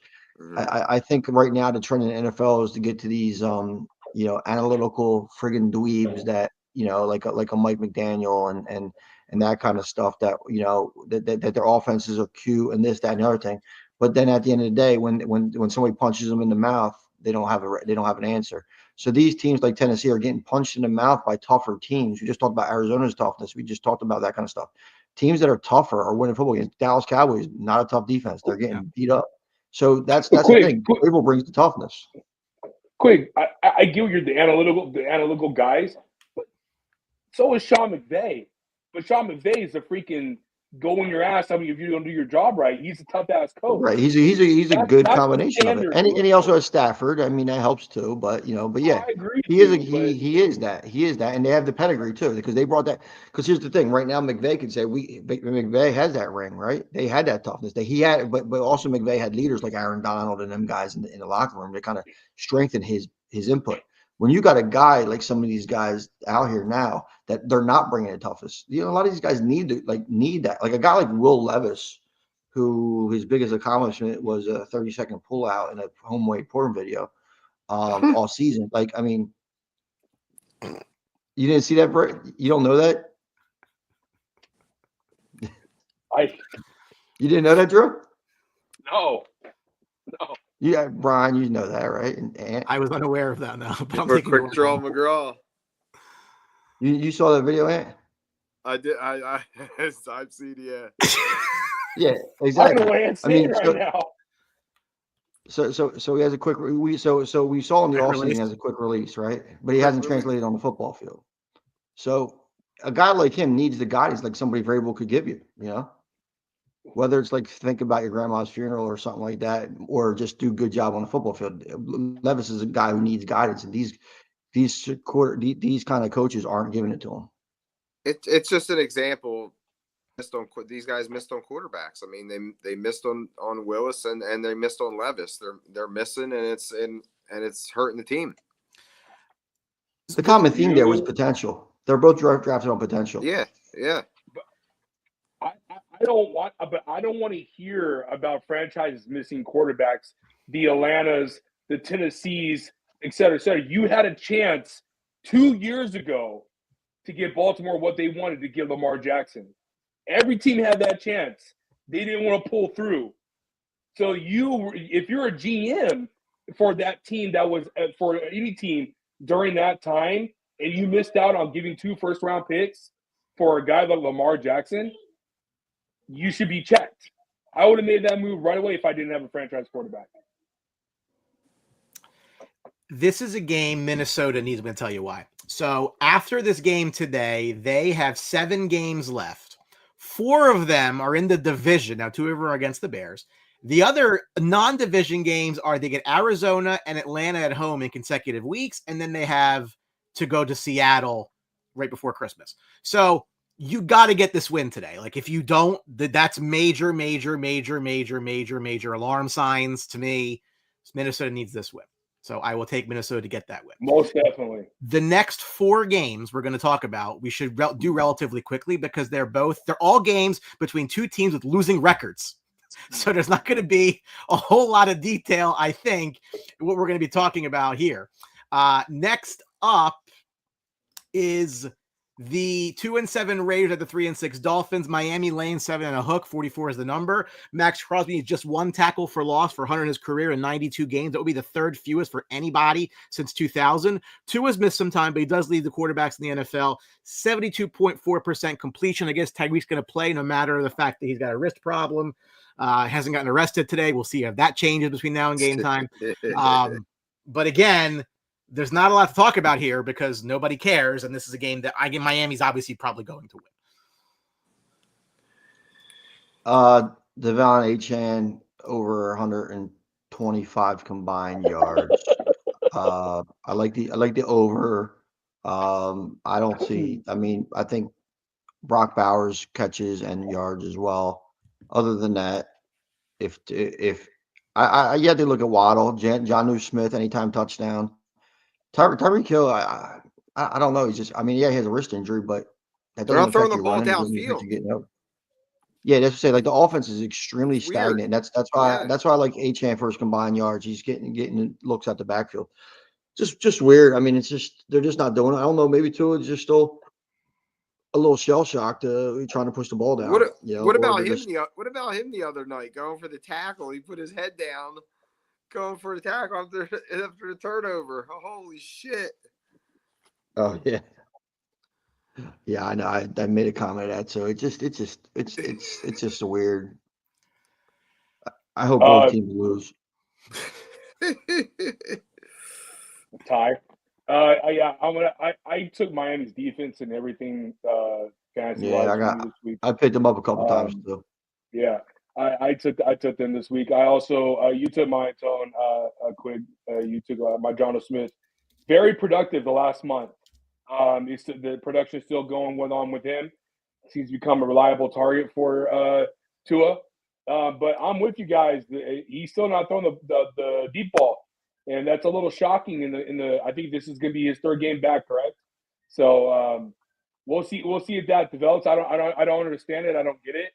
But you know, it is the lay of the land for the way the Miami's season's gone so far. It's just been very, very weird. But on the flip side, don't care.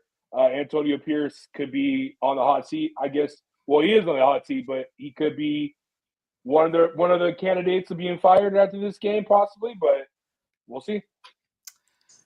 It's a Super Bowl 53 rematch, and I had 3-3 in the block pool that day, so I was a happy camper. As the 4-5 Rams at the 3-7 Patriots, Rams laying 4. 43 is the number. The Rams have 13 sacks since week 8, the second most, and they have 5 straight wins in a short week.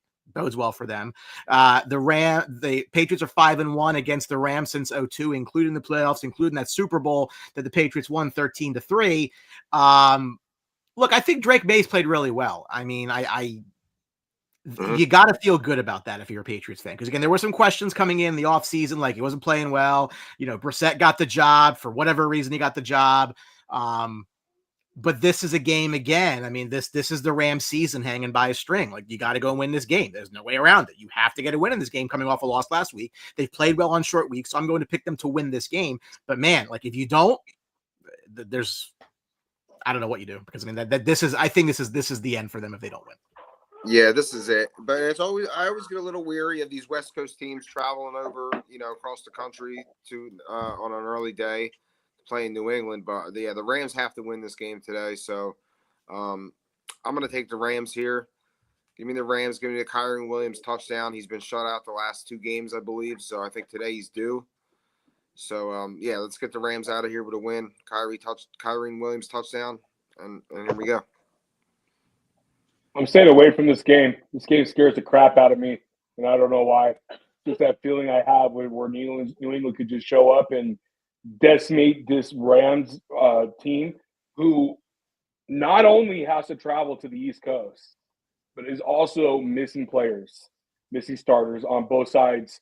I believe they're missing their starting guard, and I think their tackle is a little jacked up.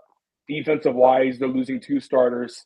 This is a scary game for Rams, and I think the Patriots are going to do enough. It's just that Patriot aura, I guess you could say, where the defense is going to show up, cause havoc, create pressure for Stafford, and it's going to be a tough game. I'm staying away from this game, Brian. I got Patriots winning this one. I agree with you to the extent that I think it's going to be a weird and tough game, and I'm staying away from it. I just can't bet against Matt Stafford right now. But that Miami game was weird. Very weird. Cooper Kupp over under is only 70 yards. I think you got to beat that up. I think what Bill does is keeps everything underneath. The Bills. The Patriots do very well is trying to keep everything underneath. I think Cooper Kupp will easily pass the 70-yard mark, and he probably have a little bit more productive day than Puka, who likes to try to extend it a little bit more. I like that. As far as the game, yeah, a weird one. If I'm betting, I'm taking the Patriots +4, but it's something I'm definitely staying away from. One bet I like here today, too, is Drake May. I mean, he's getting rushing yards. So you could get Drake May right now, 25 yards, 40 yards rushing, +135. He's been getting out of the pocket. He's got really good legs. I think he's been – you're right, Brian. I think he's looked really good with what he has, playing with, like, Hunter Henry and those guys. So, I think he don't have, Romo doing Henry did nothing last week. Nothing. I know. I needed him for whoever was on a bye week. Brock Bowers was on a bye. I needed Hunter Henry to give me 5 points. He was. And awesome. you had to feel good about that. You're a week off. Feel good. Yeah. Yep. But yeah. Look for Drake May rushing props today. I think he's on that. Another pit of misery game as the Browns visit the Saints, 2-7 versus 3-7. Cleveland's laying 1.5 on the road. Tillman leads the team with 21 catches, 255 yards, and 3 touchdowns. Kamara needs just 1 receiving touchdown to be the 4th player ever with 50-plus rushing touchdowns and 25-plus receiving touchdowns. This again, there's not a lot going on at 1 o'clock. We'll get to a game that's relevant. This one ain't it. I don't care. Saints have cap problems. The Browns have cap problems, and that's it. Who cares? And massage problems. I'm going with the Browns. I'm going. Hold on. We're not. Listen, we're not going to just gloss over Saints and not talk about MVS last week. One of those receivers I mentioned earlier came out of nowhere. What do you have? $175 with 7 touchdowns or something ridiculous? I mean, you would think that, Patrick was throwing to him again. I was saying I like the Browns today. I'm gonna go with Jameis. I kind of like the over also 44 and 44. I think both teams are gonna throw the ball. So give me some props today. Give me Jameis over 250. I like Tillman to score a touchdown. I think they've been going at him a lot. So yeah, I like that. That's what I like today. What are you laughing I at? hope the Browns win. I hope the Browns win so I can laugh in Alex's face. They can't do nothing right, so I hope they win, dude. Move up on the draft board, buddy. Keep on moving up. That's fine with me. You got some value right now with a Nick Chubb touchdown. You got plus 100, plus 105. I like Nick Chubb to score today too. I think that could be it. Puka or DK? Oh, Puka. He's more reliable. Yeah. Puka. I just said that Puka wasn't having a good day, but I'm not in love with Metcalf at all. I'm not in love with that offense right now. It is a Super Bowl III rematch, which I think was the last time the Jets were relevant. Colts 4-6, Jets 3-7, Jets -4, over under 43.5. The Colts have never made the playoffs with a 4-6 start or worse, and the Google machine tells me that the Colts are 4-6, so that doesn't bode well for them. Jets have dropped 6 of 7 since their 2-1 start. Break up the Jets. Yeah. This is relevant only to the Colts. I mean, the Colts, if they lose here today, are pretty much, again, they're going to be gains behind the teams ahead of them. The Jets are already there. I mean, I don't really care who wins this game, actually. I don't think these teams are just not relevant. I want to see what Richardson does with another chance. Again, they should be playing him. There's no reason not to. I mean, besides he quit last time he played. Yeah, I don't know. Exactly. And I'm not taking a shot at you, Brian, but you haven't been in too many sporting competitions when you're out there battling with your brothers that you expect to have you by your shoulder to shoulder. You're out there fighting, you're out there winning, and everything like that. It's a different. And when you know that guy next to you isn't off the fucking team capable, get the fuck out of my like. I'm going upside his head. I mean, I think I'm playing in a semi-pro baseball game against a kid who got drafted by the Marlins. It hits it into a game-ending double play because he doesn't run hard to first base. I almost fucking killed him by the time he got back to the dugout. Like I'm not playing with a guy like Anthony Richardson on my team, and that's why you bench him. That's it. Until he actually gets out there and shows something. Let's see if he shows some mox against the Jets. Give me the Jets. Give me -4. It's Anthony Richardson. I'll take Aaron Rodgers over Anthony Richardson every day of the week. Big day for Breece Hall to get back on track. I just want the Jets to win in principle, Brian. I just because of what he did 2 weeks ago. It's a slap to everybody's face. But what he did was, Flacco isn't the guy, obviously, but I guarantee you those players on that team respect him a lot more than they do AR. It's that simple. And so, I'm rooting for the Jets. And if they win, they win. We know if they lose, then Brian, get out the nail gun and nail that coffin, because this is probably one of the most disappointing seasons we have ever seen in recent years with the Jets, with all that, promise and all that stuff. I mean, it got me fooled for 2 straight years. It got Ant fooled. He picked the Jets. He got a couple of guys on game fooled. Got a lot of people fooled, man. And it's going to be Brian, I would say the Jets are probably one of the most interesting teams to look at in the 2025 offseason to see what they're going to do. When you can set a new high watermark for disappointment with the Jets, like you're really reaching some heights. Like that team's been bad for a very long, now it's bad on top of what you shouldn't have been. So I agree. I mean, anytime somebody starts talking about the Jets, it brings me back to the Bill Burr skit he has about the Jets. A guy comes home and hangs his dog because of the Jets, or whatever it was. But I get the disappointment in New York, but the reality of the situation, it's only 1 year removed from Aaron Rodgers and his injury. So, which is, I think our expectations might have been a little bit too high, but I think there's also a lot of other issues around it, not tied to Rodgers, that they could have did. Jets football. All right, now, I'm Brian. I'm grabbing the points. He did today. take off. I'm going to grab the 4 points. I'm going to take the Colts +4. I think it's a Jonathan Taylor game. Jets have been weak on the run lately. Their defense has kind of fell apart since they fired their coach. So I'm going to take these 4 points today. Give me Jonathan Taylor anytime touchdown, possibly 100 yards, 80 to 100 yards for Jonathan Taylor today. So I mean, that's the way to take pressure off your quarterback, right? Yeah. So sure makes sense to me. All right, let's go back to the island of relevancy and talk about a game that actually matters, and it matters quite a bit. 7-3 Ravens at the 7-2 Steelers. Baltimore -3 on the road, over under 48. The Ravens are on pace to be the first team in the Super Bowl era to lead the NFL in rushing yards per game 4, rushing yards per game allowed, yards per carry 4, and yards per carry allowed. And Russell Wilson has been drinking from the fountain of youth, a perfect rating in the fourth quarter this year.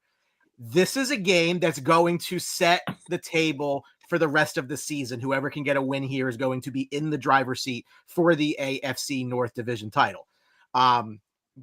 Baltimore is, I mean, look, they're firing on all cylinders. They started 0-2. They're 7-1 since. You got to respect that. But are you surprised that Pittsburgh is a 3-point dog at home?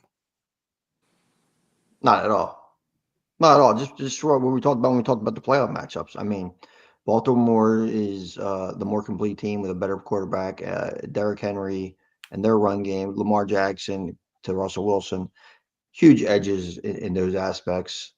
I think they're coached a lot better. I'm not a huge fan of Tomlin X's O's wise, but I do, so I do like Harbaugh on that edge. I just think I give credit to Tom for keeping the Steelers together through some weird times with guys like Mason Rudolph hitting people with helmets or whatever it was, and like that kind of stuff. But and actually having productive, he made Kenny Pickett at sometimes look like productive quarterback. So I think that you're able to kind of get the team. But at the end of the day, I think the Baltimore is going to be a big step in class for the Pittsburgh at this time of the season. I'll go real quick, Brian. I'm on the opposite end. I think Pittsburgh's going to win this game. I think they're going to give a little bit too much for TJ Watt, too much pressure to Lamar. I think they'll be able to capitalize his running lanes a little bit and slow down Derrick Henry.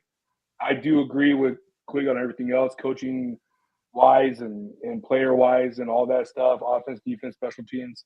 I'm with Quig on that. I just think it's because it's at Pittsburgh, and I think they're just going to have a lot behind the players today from being a home game, and I think it's just going to be steady moving for a ground and pound offense type of day for Steelers. Throw in the play action that Russell Wilson loves. I think it's just going to be a little bit too much for Baltimore's defense. I'm going to go Steelers here on this one. So Drew, before Ant jumps in, you're right. So like the TJ Watt causing havoc, it comes down to, is Lamar going to make that turnover with the pressure or not? If he doesn't make the pressure, if he doesn't turn the ball, if Lamar doesn't turn the ball over a couple times, I think that the Ravens win this handily. But the pressure and how he handles the pressure is going to be the X factor. Agree. Yeah. So today I'm grabbing Pittsburgh today. I'm taking it. I'm bumping it up to 3.5. I'm taking it 3.5, and I'm even sprinkling on the money line. They got them at +145. Listen, I'm basing this pick on Baltimore's defense. They've been absolutely horrible in the passing game. I don't agree with Drew on the rushing for Pittsburgh today. I am all over Russell Wilson passing props, George Pickens passing props, because I think this is the way to beat Baltimore. You could throw the ball all over them. Hamilton's out; he's injured. Big piece of their defense. So I'm loving Pittsburgh today. I think they got momentum. I think the Tomlin historically owns Baltimore and Lamar Jackson. So yeah, I'm all over Pittsburgh today. I think this is a big game for Russell Wilson. Like I said, the Ravens cannot stop the pass. Pittsburgh's beaten them, I think, 6 out of 7. Yeah, or even more. Baltimore's defense second half has been notoriously bad this year. So they have not stopped the pass all year, and nope. I think this is going to be a huge George Pickens game. I like George Pickens over 100 yards, a touchdown today.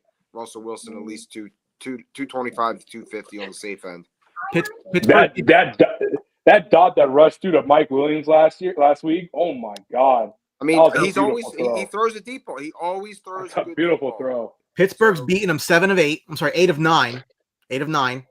And the last 7 of these games have gone under 48. And I don't mean just under 48, right? It was 17-10 Pittsburgh, that's 27. 17-10 Pittsburgh, that's 27. 16-13 Pittsburgh, that's 29. 16-14 Baltimore, that's 30. 16-13 Pittsburgh, that's 29. 20-19 Pittsburgh, that's 39. 19-14, that's 33. I mean, it's not until since November of 20 when nobody was in the building when it was a 28-24. So if you like again, this could definitely be an under type of game. That's what the trend is anyway. Agree. Yeah, but currently it could go over because of the current play of certain teams. So Fryman has a big game. Ravens love giving yards to the tight end. This is going to be the one to watch in the 1 o'clock hour. Everything else isn't really that relevant. 4 o'clock. Playoff implications as the Super Bowl rematch. Falcons at Broncos, 6-4 at 5-5. Denver laying 2 at home and 45 the number. Cousins 12-3 against rookie quarterbacks, and they have 5 players on their team, 450 plus scrimmage yards, the most in the league. Would you have guessed 8 months ago that Bo Nix would go into Week 11 leading rookie quarterbacks with 10 passing touchdowns? Probably not. But he does. Especially in that offense too. In the offense that they're running is just weird. Wow. I would never have guessed that. Yep. Oh my God.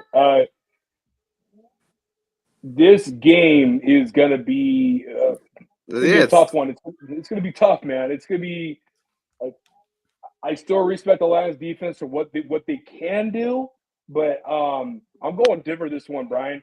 I'm traveling to the Mile High after losing last week in despicable fashion against New Orleans, and then going against a team that ever since they lost to the Chargers, they've been on a tear. I know they lost last week against Kansas City, but I mean they still played a valiant game against one of the best defenses in the NFL. Got to give Nick credit for driving his team into scoring position to win the game. This is going to be a tough one, but I'm going to go Denver here just because I like their defense a lot more. It's home. And as I alluded to earlier, man, Bo Nix is playing serviceable quarterback play. And I like what they have right now. Kirk Cousins, it just wasn't great last week. And, B.J. Robinson was able to keep him afloat. But I just think it's going to be a little too much with that Denver defense exposing that right tackle and that right guard for Atlanta. I got Denver winning this game, boys. Drew, I kind of agree with you. I'm sorry. No, go ahead. I kind of agree with you. I'm going with Denver here too. I think they're I think they're an underrated, hungry team. I think Sean Payton's got them believing. Quarterback's playing well, like we talked about Sutton coming along. And this Falcons team just a little iffy right now. So I'm going to roll with the home team. I'm going to take Denver today. I'll grab the -2.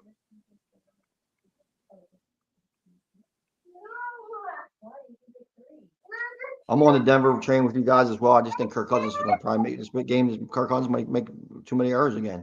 He does that, once or twice a year, or I guess maybe 2 or 4 times a year is probably more accurate, where he just makes some bonehead plays. And I think this is one of the games where Cousins just has some of his boneheadness exposed, and I think Denver really surprising this year.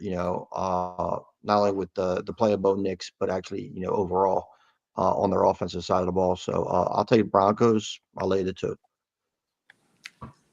I think, Denver's defense, it's top 5 as far as yards allowed per game. I think that doesn't necessarily bode overly well for whatever Kirk Cousins is going to do. Atlanta has not been that great defensively, especially when you look at their yards allowed through the air. They're bottom 10. They're allowing over 223 yards passing every game. You look at them from on the ground, they're a little bit better, but not that much. But I also think, again, and this is a game I think both teams do need, right? I mean, if Atlanta doesn't have that big of a, I mean, Atlanta will be in the division lead regardless at the end of the day, right? But it's like Denver's fighting for something. And Denver needs it. They both need it. I think Denver needs it more, Brian. You're probably right. I really do. They do have less of a gap. I mean, less of a cushion. I'll put it to you that way. So I think it's tight. I mean, I can see both sides of this. I will just go against the curve and take Atlanta just because I want to be on the opposite of this one. But this is not a game I'm touching because I think it's a very, very, very, very close game. NFC West battle, Seahawks and Niners. The Niners laying 6 at home, 48 the number. JSN became the third Seahawk ever with 175 receiving yards and 2 touchdowns or more in a game 2 weeks ago. And did you know that Brock Purdy and Joe Montana are the only Niners quarterbacks ever to be undefeated against the Seahawks in 2 or more starts? I don't think Purdy's ever lost to these people. I don't think it starts today either. What was Montana on was this when Montana was on the Chiefs? No, but remember that the Seahawks used to be the AFC. So, Yeah. Good old days. The Blade Runner, Kurt Warner, Steve Largent. Yep. I think you Benny Blades, the Boz. I like Fun times. Love their uniforms. Their uniforms are dope. Listen, I think this is the CMC showcase game. I think he has a big game against Seattle. I think you are getting him involved. No Kittle today. So I think that they're going to be using a lot of McCaffrey and Debo in roles just kind of get them open in space underneath. Obviously, we all know Ayuk's out for a while, so Jennings been trying to leave that role. But it just really doesn't work. So I think this is a game where McCaffrey's going to kind of really explode back onto the scene. I know fantasy owners like myself in only one league needs them, but it's just that time there. I think it's like, okay, he got it. He got his feet wet last week, but now he's really going to explode. And I think this is where I think they receive a lot of production out of him. Yeah, I'll go real quick. It was great to see Ricky Parcells get a touchdown last week and be productive. I think he's going to fill in that role really well as a wide receiver 3, too, if he needs to come in for Juwan Jennings. Kittle is out. It's going to hurt the offense a little bit because he's been tight end 1 all season. Apologize for my daughter, sorry. And then the offensive line for San Francisco has been on top of their game the last 2 weeks. Give me the over on the rushing for Brock Purdy as he's done it 3 times in the last 4 weeks. I believe it's at 28.5 from what I read. I'd take the over on that for a prop. And I'm with Quig, man. This is going to be another CMC game, showcasing what he could do. Even if he's not at 100%, he's still one of the most dangerous football players in the world, what he's able to do. Seattle side, I'm not comfortable with their offense right now.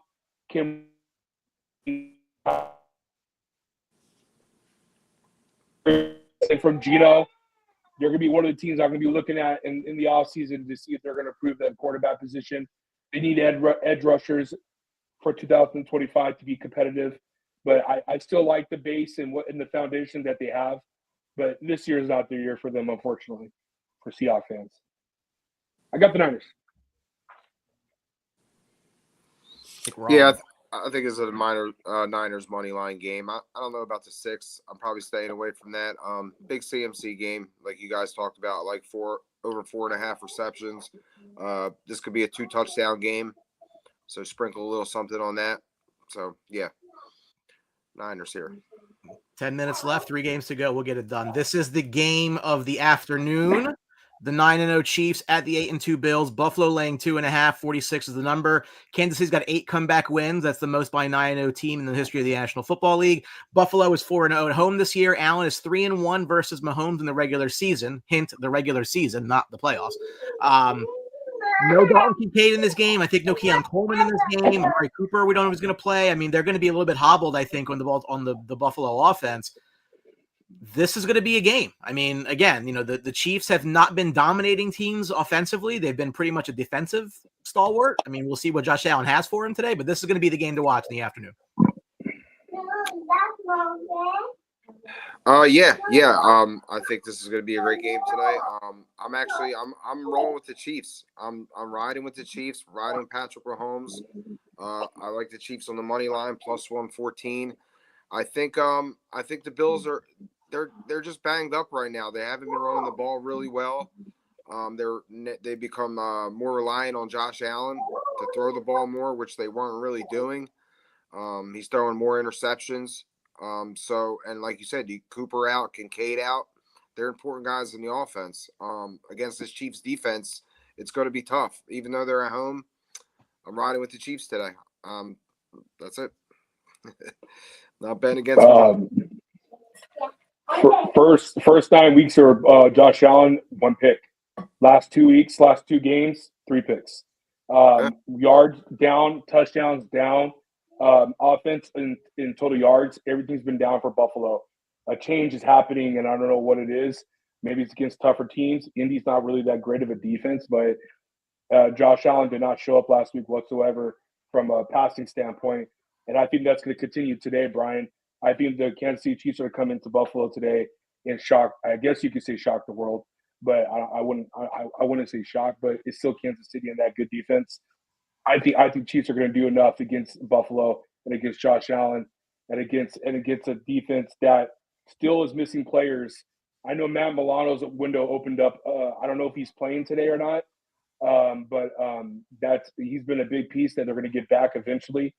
But overall, the standpoint for me right now is just Buffalo's too banged up.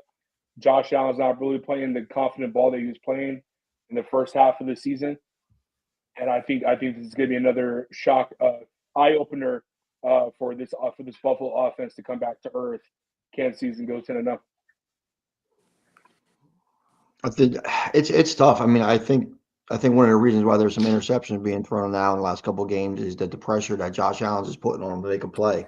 And I think this game right here, there's no more pressure than Josh Allen to be, MVP Josh Allen capable and everything like that. They're not using James Cook in the running game enough. I think that's one of the things. But, there's going to be a lot of issues with offense when your top receivers are Curtis Samuel, Matt Collins, Khalil Shakur. That's a problem. And you're not talking about young guys like Keon Coleman out there playing. You're talking about guys like Matt Collins and Curtis Samuel who've kind of been around the league, bounced around and just journeymen. And they're not the guys that are going to get it done. So you got receivers out there that aren't going to be making plays for you, and there's just a lot of pressure on Josh Allen. And I think it's catching up to him. He's going to be that guy who's a few years ago forcing the ball and everything like that. And honestly, I don't blame him because he's going to have to be Superman out there to win it. Is he Superman? 2.5 point favorite with all this stuff they said. I don't think anybody really said anything good about Buffalo, but they're still 2.5 point favorite. I'll take the Bills line 2.5. Nice. Another thing about the Chiefs offense have been, I saw this, they're 50 yards better since acquiring DeAndre Hopkins. So their offense is getting better, and it's only going to get even better. So, and D-Hop today, I love D-Hop today. Love all his props. Love him to score a touchdown. I think this is going to be a good game for him. Sunday night's got implications, Drew. 4-6 Bengals at the 6-3 Chargers. LA laying 1.5 at home. 48's the number. Joe Burrow 7-2, 17 touchdowns against top 5 scoring defenses since 2021. Justin Herbert's got a 90+ passer rating in all 9 games. That's the longest streak by any quarterback to begin a season since 2018. Drew, the floor is yours. Yeah, man, I'm excited for this game, dude. It's going to be. I'm glad it got flexed to Sunday night. I don't know how, but here we are, and I'm excited. I can't wait to watch it. It's going to be a really good game. I think Cincinnati Bengals are probably historically one of the greatest 4-6 teams that we've ever seen. Offensively, they're just a juggernaut. Even without T. Higgins last week, you saw what Joe Burrow was able to do with Jamar Chase. Higgins is playing tonight. They don't have. It looks like Hendricks may play, but I know he flew into LA this morning or yesterday morning. But it looks like he's playing, but they are out their left tackle. So that gives you a little bit of love. Chargers defense, obviously top 10 overall in everything that they're doing. This is going to be their first true test, though, Brian, and since I would say since the Kansas City week. So this is going to be a really tough test to the defense. Herbert's been playing great the last 3 weeks since the Arizona game. Quentin Johnston, I started to change my opinion on him. I don't think he's a bust anymore. He's I never said he's a bust, but I just didn't like the what he was able to do. And obviously that drop pass last year against Green Bay, he's changed. He's got confidence. He's been built up, and he looks like a completely different player this year. I love what I'm seeing from the Chargers. This is a big win for them tonight. If they get that win, it's going to separate themselves from the Bengals and the Miami Dolphins if they end up losing today. But thank God they beat the Denver Broncos because they had the head-to-head. But yeah, man, Chargers. I got the Chargers winning tonight. Obviously, I'm pretty realist guy when it comes to the Chargers. You guys know that from last year. I pretty much was against them almost every game, and so yeah, I'm gonna go to Chargers tonight, boys. I think Bengals defense is just way too bad for them to be able to keep up with the Chargers. So I'm gonna go to Chargers here. I think the key isn't keeping up with the Chargers, Drew. I think the key is the Chargers controlling the ball. I think J.K. Dobbins and Gus Edwards are the ones that have to keep Burrow off the field, and they just they just got to beat up the Cincinnati team on the offensive ball, and that's the best way to help their defense to stop Burrow. It's kind of an old formula that's been tried and true throughout the years, and I think a coach like Harbaugh, not to bring up old wounds from earlier in the show, is the coach that's capable of getting at a team. And, you see guys who have, Quentin Johnson coming out of TCU was an uber talent. I mean, size, speed, ratio, everything like that. He's one of them guys that get to figure it out. And I think Justin Herbert obviously has all the ability to, make his team and players around him better. So smart football, pound the ball, make plays when they happen. You got to score touchdowns, not field goals. I think that's going to be key to beating this Bengals team. And you got to keep Burrow off the ball. If they can't run the ball for whatever reason, or if there's a turnover, this might be ugly quick because the Chargers are not going to be equipped to kind of catch up with the Bengals long term if they're just especially if Hendricks plays, and just letting that kid I loose. agree. It's going to be tough. I do think the Chargers run the ball effectively. I think this is J.K. Dobbins' day, and I think he gets back on track. So give me the Chargers. Thank you, Tom. Yeah, you guys really said it. You guys really said it all. I totally agree. I think you got it's pretty much keep away. Run the ball with Dobbins, play good defense, and the Chargers can get out of here with a victory. So I'll roll with the Chargers here, Drew. Let's go Chargers. Bolt up. What do they say? Bolt up, bolt down. They say anything? Bolt up. Bolt up. There we go. Sorry, Drew. I think the Bengals get this win here. Asshole. I know you. Yeah, yes. That's actually probably good for you that I said that. It is. Yeah, I know. So again, I think that the fact Burrow does normally well against good defenses, and I agree. I think that if the Bengals can get a lead here, I don't know that the Chargers can come back. The problem is the Bengals defense ain't that great. I fully admit that. It should be a very good game. I do like the over in this game, but I do think the Bengals squeak it out. I don't think it's Again, it'll be a tight game, one-score game either way. I just think I'm taking Burrow over Herbert. I like Burrow that much more than Herbert, so I'm going to take Burrow in the game. Last but not least, is pure racism. Love you too. Pure racism. Yeah, yeah, it is, right? Last but not least is the Monday night game. I mean, who the hell cares?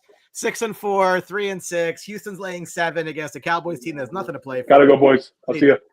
Stroud's a 30% higher rating with Collins in the lineup. The Dallas D's allowing almost 29 points a game, second most. They've never had the league's worst scoring defense. They may end up that way. Houston's going to win. Houston's going to cover. Tony, tell me if I'm wrong.